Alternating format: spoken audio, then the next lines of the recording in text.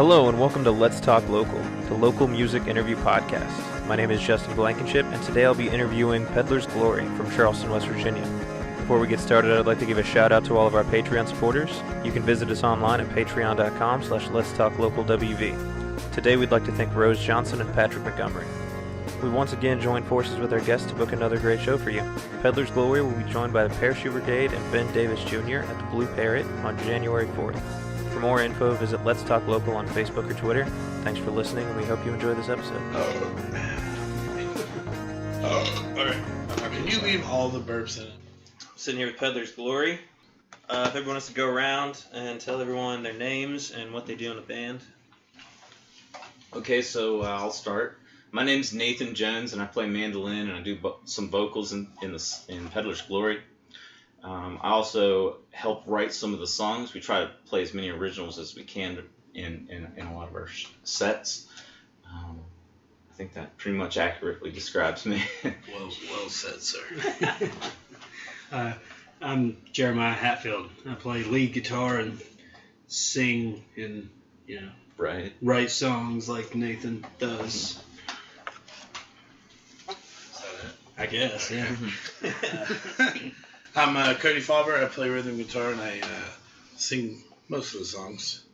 And write a lot. songs. Basically, we all pretty much do that. We take turns. Yeah. Mm-hmm. Good way to do it. We also then encountered Bo Ballard, who's a hell of a bass player, and he's been playing with us for some shows and everything like that. It's just a real nice fit. I'd like to start out with a couple questions. They're all questions, but if you could collab with anyone, who would it be? Living or dead? Living or dead, anyone. Okay. I mean, I would love to collaborate with Modest Mouse just because they're my favorite band. And That's a good choice. a lot of times I notice in their songs they have a bit of a bluegrass undertone. Mm-hmm. Anyway, and the stuff Iron Horse did with Modest Mouse songs in a bluegrass style was absolutely amazing. Jeremiah? Ooh. Better not say Pearl Jam. I could sit here and go on forever about it. You know what? I'm going to go with my first instinct, and it's going to be way out of left field. I would say Phil Collins. Because, now here's why. Let me He warned you. Now let me tell you why. It's because I feel like he's probably one of the best producers in the world. Like, go listen to a lot of his solo stuff that he produced, and with everything that's going on, it sounds flawless. You go into the studio with Phil Collins, it's going to be good. You're coming out with something. Let him punch me in the face, and then I can go on a podcast and tell people I got punched in the face once by Phil Collins. That's a great story. If I had to choose not collabing with Phil Collins and not getting punched in the face, or collabing with Phil Collins and getting punched in the face, I'd definitely choose collabing with Phil Collins and getting punched in the face. I mean, the dude's what, like upper 70s now? Like, he's not going to punch you that hard. I've seen some 70-year-olds. Well, yeah. I'd still take it. I'd be in the other room with a bloody nose being like, do you like this, Phil? I'm agreeing with you, but just watch out. For the record, he was playing a guitar there. Yes, you guys can motion he was playing air guitar. Oh, yeah. Not very well because he'd be punched in the face. Yeah, I mean. But, So they all picked really great artists.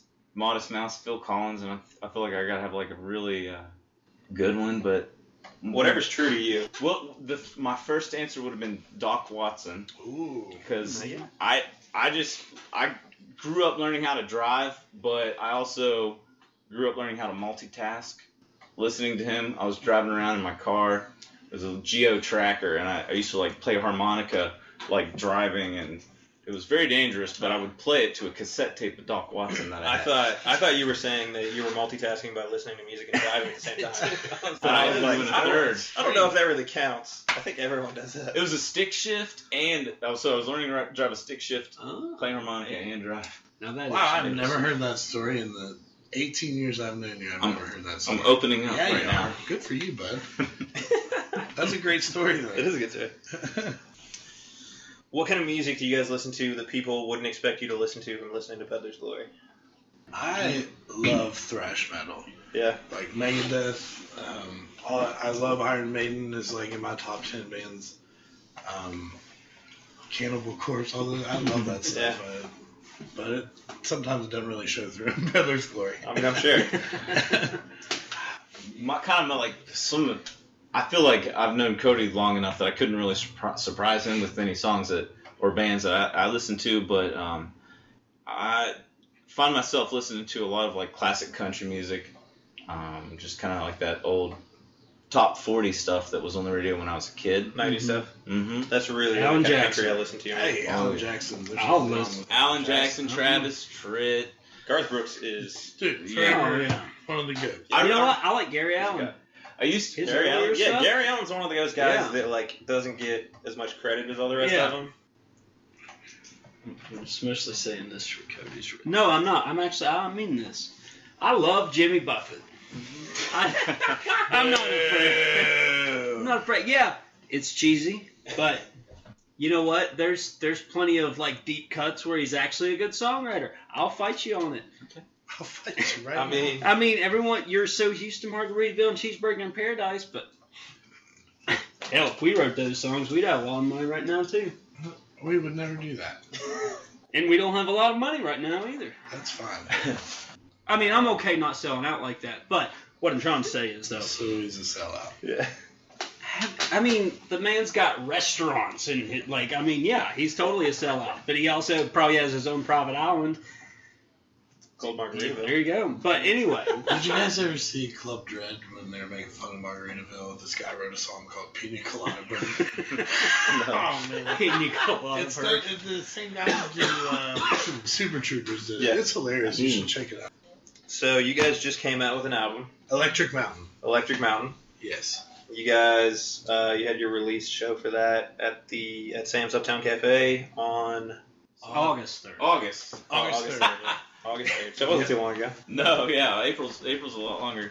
Yeah. That album release, like Electric Mountain, gets its name from our combination of Appalachian mountain music and electric music, and I think one of the Not to be confused with electronic music. Electric, not Yeah. electronic. and that was that melding of the name Electric Mountain is kind of like how we melded as a band, just bringing in this freaking guitar picking madman Jeremiah Hatfield. Jimmy Buffett fan over here. Yeah. Oh, yeah. My guitar playing doesn't. doesn't. My guitar playing doesn't No, it doesn't reflect my Jimmy Buffett Yeah. love. I wouldn't Not at say I wouldn't say it does. No, we Could've played a done show. it. We played a show just at Ace Adventure Park in Fayetteville or out of Oak Hill, something like that. Yeah. Somewhere around there. And one of our buddies that now lives and works in Morgantown, West Virginia, came down and he was staying with his friends and family, I guess, down here. But after the show, while I was at the merch table, he came up to me and he's like, "Hey, I don't want to tell you guys how to do what you're doing, but give Jeremiah more solos." I was like, "I like it. What do you think?" Person said that, actually. Why didn't you guys That was tell me Richard. those stories? I think it was just. Oh, I don't want to get your head too big. I think it was Yeah. Jeremiah dressed up as Richard. No. Came up. And that would be fun. you're not supposed to out me right here. Well, the Electric Mountain, that term came from a conversation we were having once too when we first got started. Because at very first we were kind of billing ourselves as a bluegrass band, but we had prepared for when the inevitable person was like, "How are you playing bluegrass music with a electric guitar?" And then we could say, You mean an electric guitar? "Guitar, get stick, electric get stick," and then our answer could have been, "Well, we have electricity up on the mountain now," and then that kind of morphed into Electric Mountain. I remember when that happened. We were driving down the boulevard. Yeah, where were we? We were driving to a show because we thought about messaging your buddy. We were probably all that's driving in right. the Glory Wagon. Yeah, oh, the Glory Wagon. Where did you guys get the inspiration for your sound, whatever you first started? I think it was more just like a melding of all the music that we like and just mashing it together and seeing what happened. Like, in just my opinion, Nathan brings the whole like traditional bluegrass thing, and then where I like kind of like punk rock and stuff, added that to it, and Jeremiah's ridiculous guitar solos. We just mushed it together one day and was like, "Oh my goodness, we really like this. Hopefully other people do too." That's the And that's just kind of how it came together, yeah. I think one of the things that kind of changed the way I played music is I always wanted to change the sound of the mandolin and play it through distortion pedals, just give it more of a grungier punk feel. Yeah. And then I ended up being able to do that after getting an electric mandolin and playing with these guys, because Cody was able to provide that quick punk beat, which is so relatable to that old bluegrass music I used to listen They're to. very similar. Mhm. Oh, yeah. They have some common ground. They're the same attitudes from completely different times and regions. You know, like And just the timing of the songs too. That exactly. Yeah, they're both fast. They're both loud. So when you guys started, we talked about your sound, but how did the band start in general? But Peddlers Glory as a band itself kind of comes from me and Cody. And we grew up in like north central West Virginia, and in Preston County there's this little road called Peddlers Glory.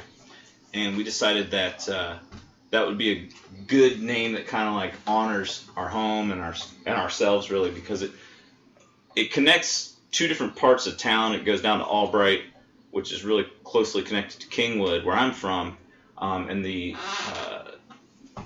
other part of the road ends up connecting with Terrata, which is just outside Aurora, where he's 5 from. miles down the road, yeah. And then, so we just threw that name together as a band when we first moved down here to play music, and then we ended up being lucky enough to run into Jeremiah.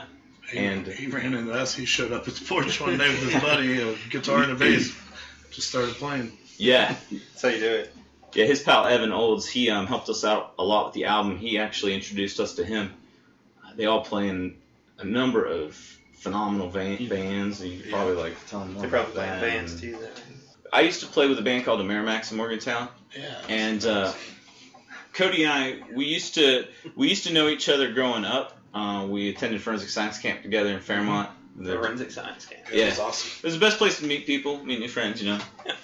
Probably a good place. So I made a long-time friend with him, and then we kind of met up again together after a few years, and I knew that he always was enthusiastic about music, and I knew he could play anything he put his hands on. And so when I ran into him, I asked him if he could join up and fill in and play some bass with the band that we were in. And he just ended up being just a multi-tool, and he ended up being able to write, sing, play guitar, and just go on and on with other instruments. So in a way, he kind of started to play a lead role in that band. You could really tell. Eventually, after a few years playing together in that band, I needed to move down here to Charleston to be with my fiance, but we had a real good thing going on with music, and so Cody and I decided we would come down here and continue to play. And from there, just meeting up with Jeremiah, Evan, Bo, even Grant. These are all people that fill in and just kind of make the band a better unit. But working all together, that's pretty much how it started. Pure happenstance, I think. Yeah. Pure happenstance. You know, you're from small towns. You eventually run into each other, but Yeah. They were the first people I met when I moved to Charleston. yes. Mm-hmm. Really? Basically, yeah, because Finders keepers. Yeah, no one can have them. Mm-hmm. Because I met Mallory. I mean, she brought me over here to hang out with you guys. Mm-hmm. She's like, they play music, you guys will get along. And then I joined the band that night. You know what's funny? She's the matchmaker. When me and Nathan first moved down here, we got a show at a festival, just playing downtown somewhere, and Mallory had a CD of your old band, Trail Magic, and let us hear. She's like, "You guys would really like them." And we were listening. I was like, "Oh man, they kind of sound like us. That's cool." Yeah. And then a few months later, he shows up on our back porch with his guitar in hand. The rest is history. So, you guys just put out this album, Electric Mountain. What's the most meaningful song on the album, or at least the most meaningful song to you individually? I think we'll probably have a unanimous decision here. Probably. Let's hear what you say. So, unanimous decision. Well, okay.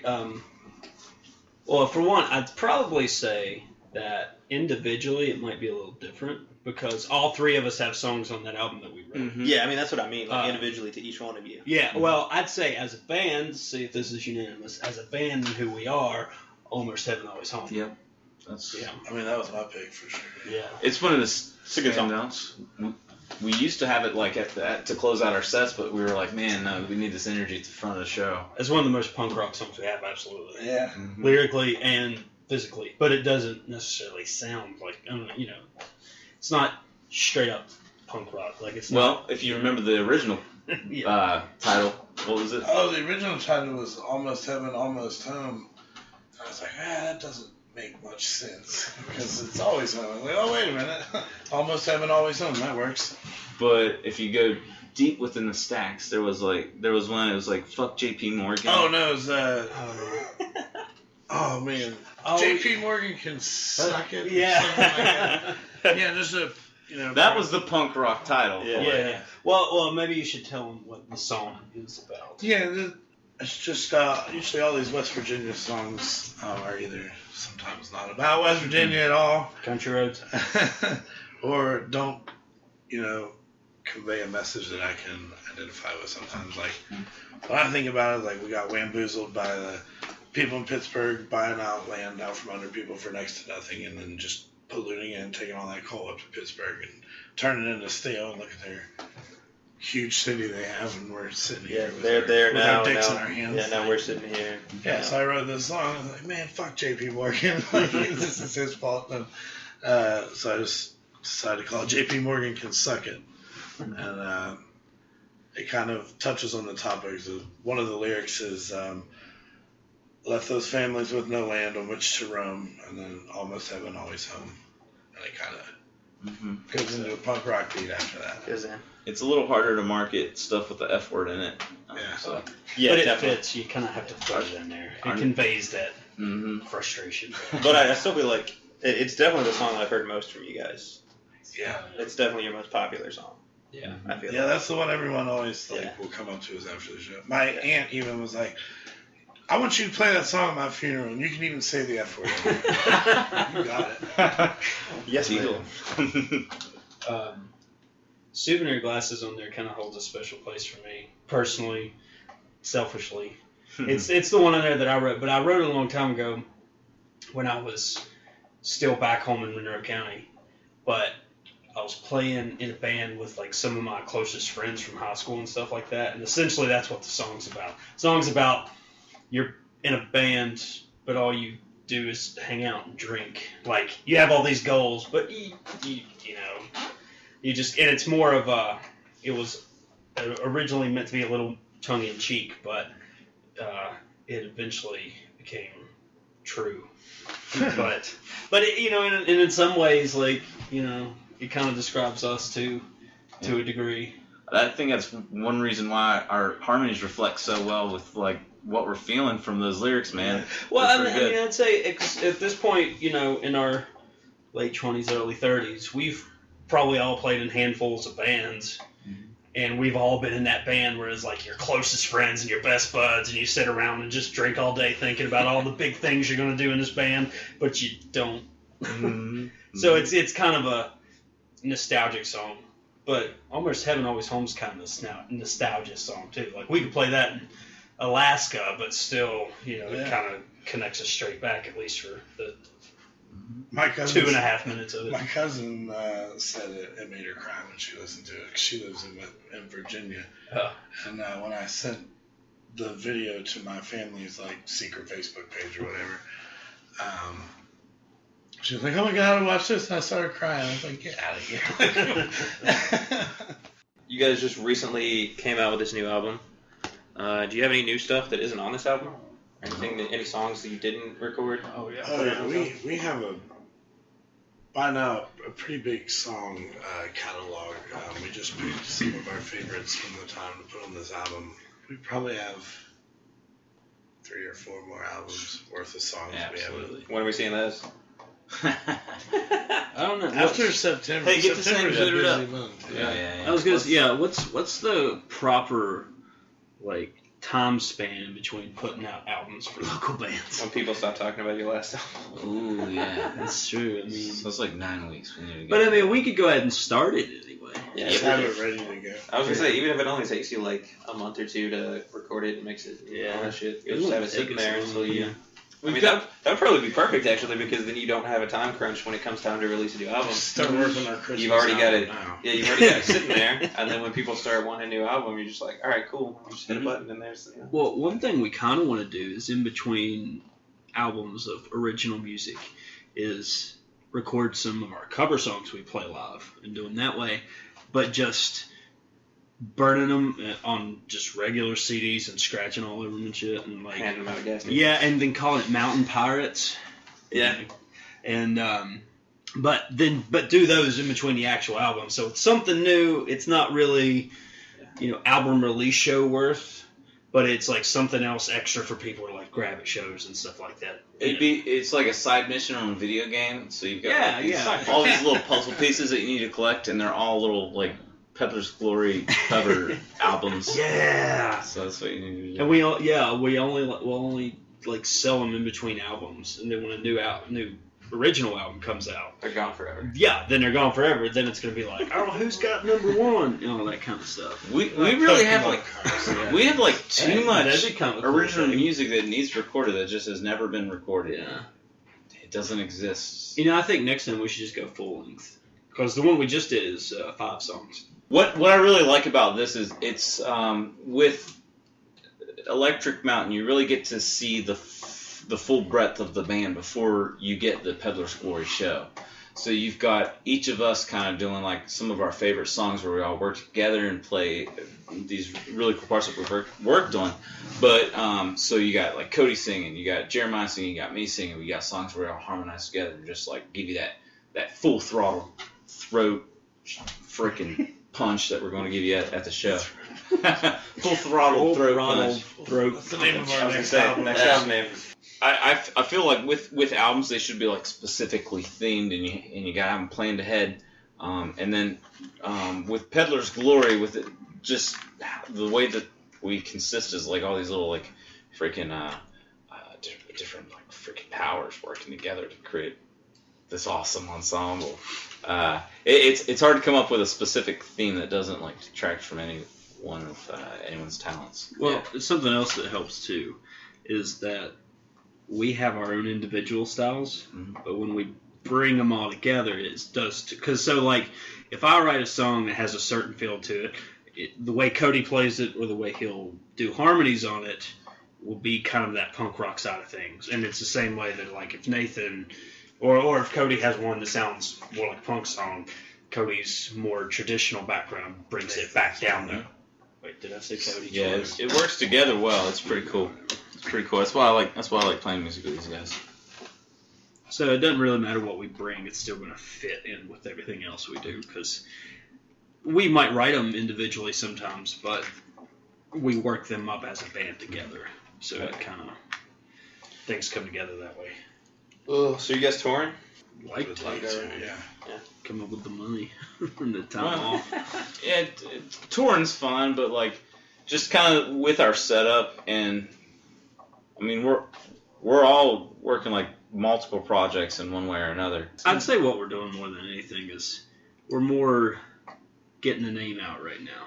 Yeah. Like it almost wouldn't benefit us very well to try and book a tour right now that was like extensive, going places that no one knows who we are. Like, I mean, I see the benefit of it, but it's kind of hard to pull off something like that. It's a fun vacation, but like if it's not gonna accomplish winning over new people who like your music, then it's like not worth doing. We have a lot of shows where we get to go outside of our hub, the area, out of Charleston. Yeah, and we get to play those shows and meet new people and stuff like that. So it's not necessarily touring. But it is kind of like reaching out to folks. We do day trips. Yeah, day trips. We're starting to get longer and longer day trips. And we've really just started, basically. Like you guys played out a little bit before I started playing, but when I started is when you guys started really playing out a lot more. So it's only been a little over a year. So we're still kind of, inserting ourselves in the scene around here and just now starting to branch out from this particular scene. Mm-hmm. So what's the creative process look like for you guys? How do you write music? I'll get one line in my head if I'm like walking to work or just walking around or whatever. text it to myself, and then I'll come home and sit down. And I'll either start writing it, or I'll text these guys or something and be like, hey, what can we do with this? And then it just sort of plays itself out after that, yeah. Mm-hmm. There's no set way, that's for sure. I feel like our lyrics kind of like consist of these stories that could be about us or could be about anybody just like living in our situations. And we don't stray too far from fiction when we're writing these narratives. I mean, except maybe Space Love. I wrote a song. I just randomly wrote a song about being in love in space, and there's absolutely a Uranus reference. Just a silly song, but it's fun to play, and it just kind of came together in like 10 or 15 minutes one time. I was like, I remember that. We can just play this, it's fun. But there have been some songs where the three of us will sit down and say, let's write a song. And then lyrics and music and everything just happens in the span of like an hour. The first song on the album, By and By, was like that. In my old apartment, we all three, like, it was just one afternoon, and we were just hanging out in my apartment practicing. And then I think you might have had the chord progression originally. Yeah, I was maybe in one of your lines. You were taking a piss. Yeah. And then we ended up sitting down, and like for about an hour or two, we ended up writing the whole thing. It did not take an hour. Was it? I think that thing was hammered out in like 20 minutes. I meant like. You loved it so much. The basic structure of it was, I think, like the basic structure of it was put together in like 20 minutes. But then we worked on it for a while, like tweaking it and adding things and doing stuff like that. I came there late to that practice. I do remember this, and then I was like, "Oh, nice! You guys got something going on right there." Is that the only song we've all three consecutively like sat down and wrote at once? I think so. Like, I mean, I know there's been like songs where you two have written and Cody have written and so on, but. So, what's your guys' favorite moment from a show, or like the worst moment that's just a really good story? Jeremiah fell down once on stage. That was pretty funny. I mean, that's not that ordinary. I wouldn't want to tell that story. Oh no, it was an accident. It's not like drunk or anything. No, it just seemed like. Oh, was that at Celsius? Yeah. I thought you were talking about Sam's. Oh my goodness. Well, we were playing at Celsius, and we were in a very tight spot, and they had there was a plant they had, so we were playing by the door. Yeah, I've been there. And I didn't know it was there, and I stepped back and tripped over the plant and almost went through the window. I think one of my worst feelings when we played a show was when we had to play. We had to play this one show where the venue said, "Yeah, we have all the sound equipment. Like, you don't need to bring anything." And I thought that meant that it was all going to be there. Heck, I even thought they would have a sound guy if they're talking like that. But we get there, and it just so happens that there wasn't enough equipment. And we barely had enough to ourselves that we just, like, randomly brought. And then their entire system, they didn't have anybody that knew how to run it. But we had to run it. And you guys, I think you know who I'm talking about, but like I'm not gonna like shout out their names or anything. But we ended up just like throwing together a show. Lots of friends and family came there, which really helped out. But otherwise, like it was just such. It was so shitty. The venue didn't want to pay us to bring our own equipment because I told him it was a little bit more if we have to bring our PA system in. And he's like, no, we got a sound system. It's like we get there and there's not a sound. There's a mixer and some like in-house surround sound, but like that was it. I think my favorite show was one of the first times that we played at the tavern. That was just like it was specifically our show. Like it wasn't us filling in for somebody, or it wasn't open mic the first time we had a show, and like the whole place was packed out. And that was kind of like the first time that I realized that like people were into us. Didn't we open up for the Fabulous Brothers too? This wasn't that show. Okay, well I was talking like the first time we like headlined playing at the tavern. Because I want to think like we called it, like wasn't it like Wine and Jazz Night or something like that? And so everyone showed up. Like there was something going on in town. Maybe it was festival or art walk. I don't know. There was a lot of people there, and people were like singing our songs with us, and that was kind of the first time I was like, oh, people are paying attention. The first time we ever played at Peacock Pub, that was such a fun show. Oh, Peacock. There were just so many people that were inviting and just there to listen to music and party. That is an excellent venue. It's probably easily like one of our favorites. Craft beer, and you do have to bring your own equipment, but like you get there and just like, man, that's a freaking fun show. Yeah, and they let us crash there in their hotel. Yeah, there's a hotel connected to it. Shit, can't be that. Yeah, and after they kick everybody out at like 3 a.m., like they let us hang out at the bar with them, and like they'll give us some free drinks and hang out. We'll watch TV, turn the jukebox on, just sit at the bar after everyone's walked out. Sounds like drink a fucking musician's dream. Morning. Yeah, it's how many times we played there? Like 4 or 5 times, something like that. 4, probably 3 or 4. I don't know. Yeah, like, and it's one of those. Basically, they say, when do you want to come back? We say here and here, and then they're like, oh, you got it. It's. All right, do you guys have any upcoming shows? Malden Salt Fest on October 20th. Do we not have anything? Oh, well, Nathan's getting married, so. September 22nd, yeah, and then the following weekend is the Preston County Buckwheat Festival, so I will be there celebrating. That's the next weekend after your wedding? Yep. Oh, man, I'm about to go up there. Yeah, so this it's Preston County Hodge that if you're from there, you got to go there, eat some of them sour freaking buckwheat cakes and Whole hog sausage. get down. My favorite thing is the parades. Like, I don't really even care about the fairgrounds, even though. So like my bachelor's party consisted of me hurry up and run into the Kanawha State Forest and firing off a few rounds on the public range that they have up there. And then it was sunset like immediately, so it was closing, and we wanted to get out before the park gate closed. So we went out, and then we decided, all right, let's just drive through the forest and see if we can get a place to camp. We were caught up behind a DNR officer, and we were just like, do we ask? And we're like, nah, there's way too many people camping Labor Day weekend. They're not going to be into what we're into, and vice versa. So we ended up driving through there, and we ended up coming out of Hernshaw and then going down to Marmot, but we ended up going to the Labor Day Festival down there and riding on some fairground rides that they had. So in all, this year I got my fairground riding done. I'm sure I eat some buckwheat cakes. Do you guys have any advice for people that are starting bands, starting playing music, kids that want to start doing stuff? Practice.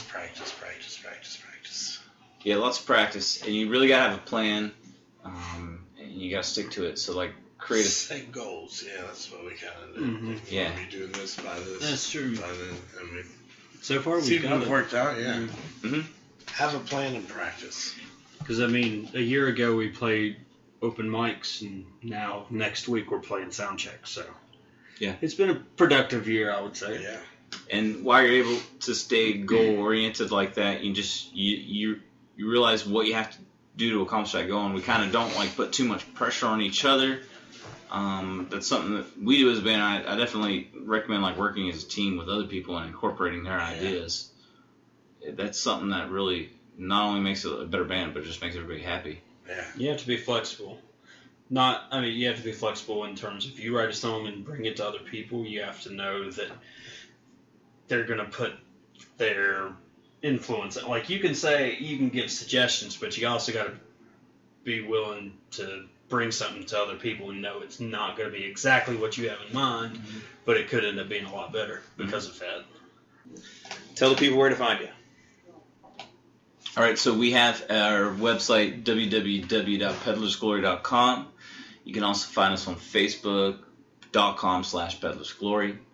If you want to email us, peddlersglory@gmail.com. And Nathan lives at 14 times. And Cody and I live at 16. No. Nottingham Place. Wait, is that a Forest? I'm thinking Sherwood Forest. But we have that information there.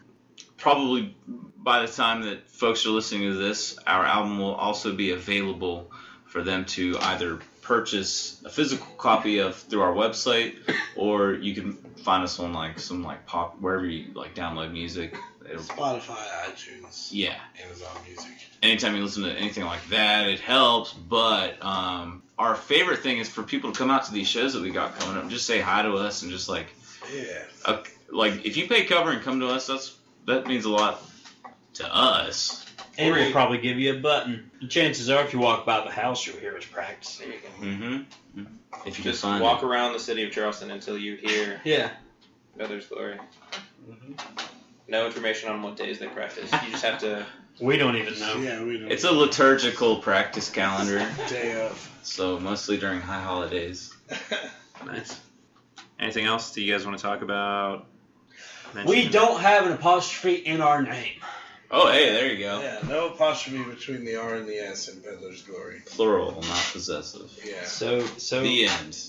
I know it doesn't really make sense, but That's No, the it name of does. the road. That's the name of the how it comes road. on the road. well, no, It I does. know that's why it is, and I'm in solidarity with your no. Grammar fascists. They need to just chill. So many venues make egregious pages. Egregious errors is what my college newspaper editor called them. What we call Peddler's Glory before. Paddlers, yeah. Paddlers. Oh, yeah. Well, and the other thing is, it's almost insulting when people put the apostrophe, because it's like all these boys, they don't know nothing about grammar. You're supposed to put a apostrophe in there and be like, hey, we're learned enough. We know what we're doing. Yeah. Yeah, No you're multiple apostrophe. peddlers. Mm-hmm. Yes. You're not one peddler who has We glory. are peddlers. Mm-hmm.